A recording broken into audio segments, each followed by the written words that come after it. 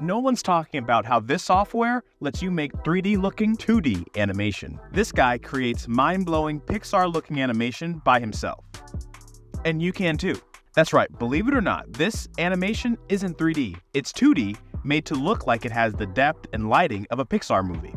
To find out how it's done, we have to take a look at the work of Jorge Bompart, a senior animator at Sega and Rovio, which is the studio that makes Angry Birds. Jorge's portfolio is filled with videos that show how he uses the software called Spine to make these characters. Spine is designed to create 2D character animation, but some of the stuff he works looks exactly 3D, like this, or this, or this. Take a look at this. His portfolio is filled with videos that show how he does it. The software is cool because it also still lets you do cartoony style animation as well. His work is super awesome, so go give him a follow. It's always great to learn new ways to make animation. In the description box below, I have some links to some courses and some books that might help you start your career in animation.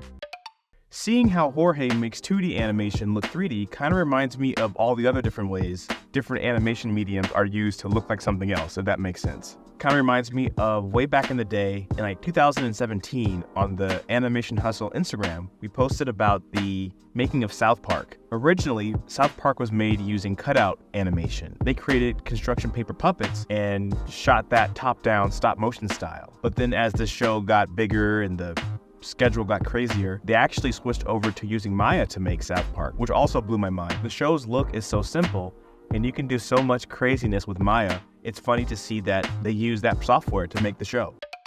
Another example of this is how Disney tried to make Paperman look more 2D, even though it was a 3D short film. Isn't there a way that we can get these drawings to move on top of the CG? Can't we get the CG to carry those drawings along with them? When I came to Disney, one of my first impressions about being here was that there was drawing everywhere. There's a deep legacy of it being in the final product, right up there on the screen, that goes back to the very beginning. And there's something about that hand of the artist that I really admired so much. It was so expressive and it can tell such great emotion and with such simplicity. And when I saw all the pre-production drawings for any show, but particularly for Paperman, there were such phenomenal drawings being done of all the characters, and it seemed like, why do we have to leave these drawings behind? Isn't there a way that we can get these drawings to move on top of the CG? Can't we get the CG to carry those drawings along with them? I feel that we're definitely in a golden age of CG where there's this explosion of content, beautiful color, characters are so expressive and alive. But as good as that is,